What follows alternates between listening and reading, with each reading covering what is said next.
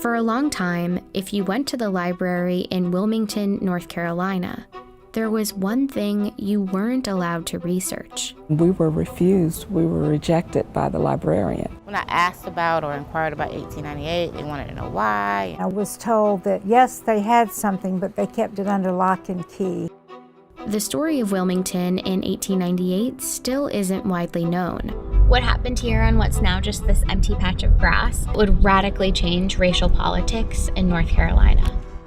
This is the story of an American election, but also of something we don't usually find in American history: the violent overthrow of a democratically elected government.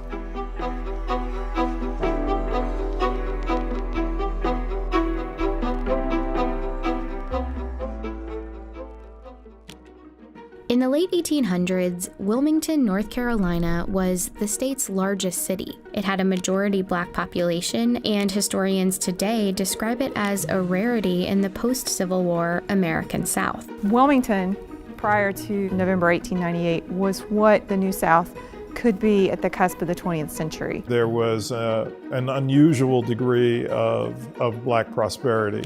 In Wilmington, there were successful Black entrepreneurs, doctors, teachers, but also Black elected officials. And for a time, that was true throughout the state. Take a look at the politicians on this poster of the 1889 North Carolina House of Representatives. Here at the bottom are Black Republican representatives, some from Wilmington. North Carolina also sent 4 Black Republicans to the U.S. Congress between 1875 and 1899. The Democratic and Republican parties of 1898 in many ways occupied opposite parts of the political spectrum than they do today. Most African Americans were voting for the Republican Party, and the Democratic Party was white voters almost exclusively. White supremacy was the central focus of the platform for the Democratic Party. Republicans in North Carolina were successful in part because of a third party called the Populist Party, made up of mostly white farmers fed up with the tough economic times. North Carolina populists joined up with Republicans to form what they called the Fusion Party. And in the elections of 1894 and 1896, the Fusion Party defeated the Democrats in sweeping victories statewide. That meant North Carolina now had a government that shared power between Black and white politicians, including a newly elected Republican governor. Together, they moved towards reforms that would favor Black Americans and working-class whites. This was something that the Democratic Party folks were simply not going to accept. A multiracial government wasn't just a disappointment for Democrats. It was more like a humiliation. They needed a plan to take back control of the state in the next election. So party leaders like Furnifold Simmons, future U.S. Senator, Charles Aycock, future North Carolina governor, and this man, Alfred Moore Waddell, came up with one: to beat the Fusion Party by luring white populist voters away from their alliance with Black voters. Wilmington, with a large Black population and a local fusion government in power, would be a focus of their campaign. The state Democratic Party handbook for 1898 laid out their goal: consolidate the white vote by stoking white anger and resentment. It said, "This is a white man's country, and white men must control and govern it." Their most effective tool was the media. One of North Carolina's biggest newspapers was a Democratic Party mouthpiece. It ran racist political cartoons throughout 1898. Not everybody was literate in 1898, but to see a political cartoon of the type that ran, you may not be able to read it, but you know exactly what it means. Many of the cartoons were centered on the threat of Negro rule, even though the fusion government was mostly white. They also played up another fear. Black men threatening white women became a theme. White men need to do all that they can to protect white womanhood. This was all part of North Carolina Democratic strategy, but it echoed the national racist rhetoric of the time.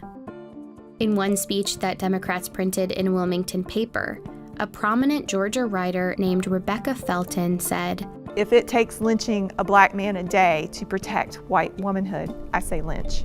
Her speech prompted a Wilmington black man named Alex Manley, owner of the Black-run Daily Record newspaper, to respond with a column. He made a simple observation that, at the time, was shocking. That white women who had liaisons with black men did so voluntarily and enthusiastically. Manley wrote, "Every Negro lynched is called a big burly black brute, when in fact many were sufficiently attractive for white girls to fall in love with them."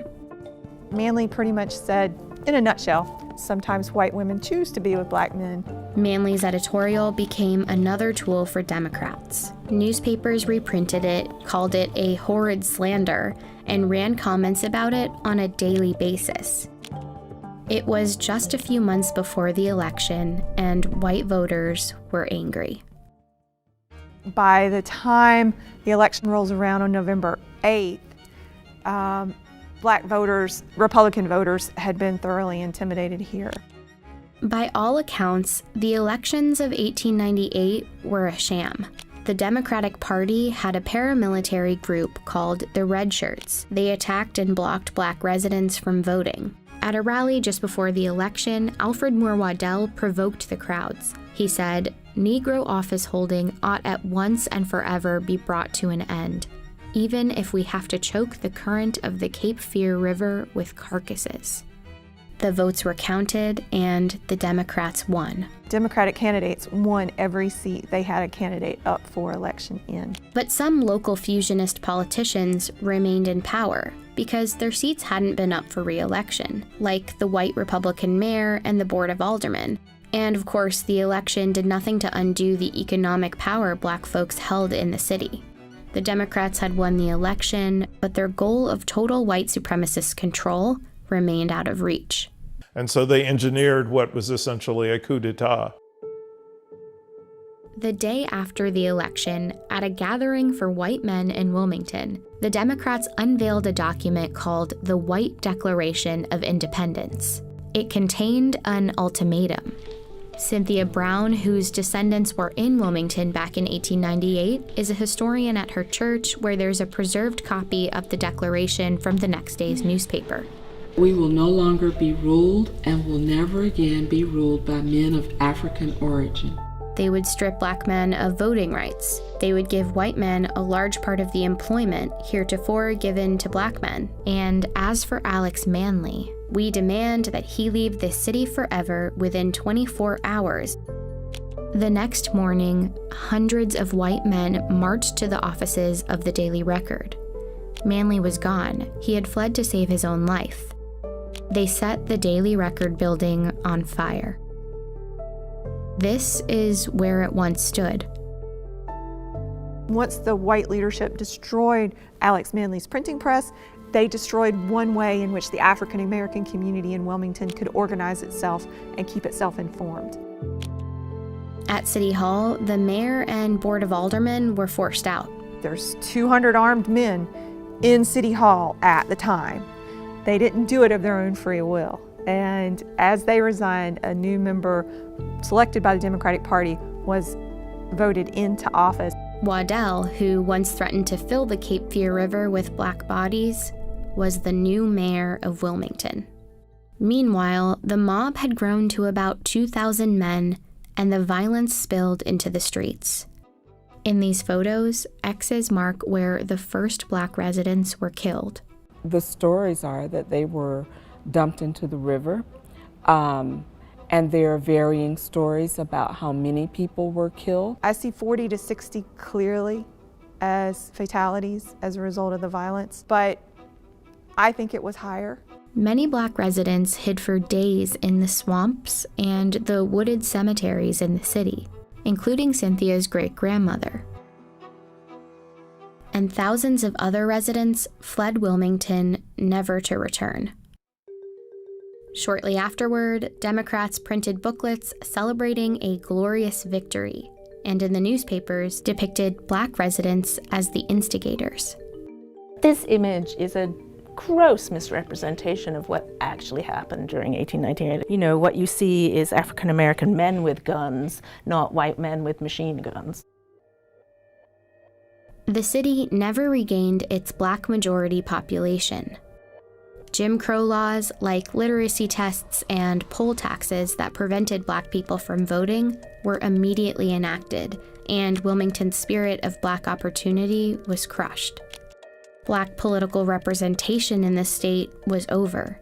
It would be 90 years until North Carolina elected its next black Congress member. Wilmington did a really great job of covering up a very dark past for a very long time. Over the years, the textbooks on North Carolina's history have struggled to accurately describe what happened in 1898. This one from 1933 says the situation was unfortunate for both races. And this one from 1978 doesn't have that much more detail. But they both praise Charles Aycock, a politician who helped perpetrate the riot. They say he had a keen mind and a kind heart, and that, in fact, he was one of the best friends that the colored people had in the state. It's a legacy that North Carolina has yet to fully undo. The names of the perpetrators are on Wilmington's school buildings and city parks. But the legacy is also bigger than those names. Turn on the news, and the state's long history of political suppression echoes. We turn to a strict new voter ID law in North Carolina. Racial gerrymandering and a push for new voting maps. The court says the Republican-led legislature redrew congressional districts along racial lines, violating the Constitution. There's a tremendous amount of intimidation that is still felt by the black community. It doesn't have to be mass mayhem and violence in the streets. The strategy shifts towards designing state laws in such a way that you could exclude blacks from voter participation. The subliminal pursuit of continuing the white Declaration of Independence. And if you don't see it for what it really is, it can happen all over again.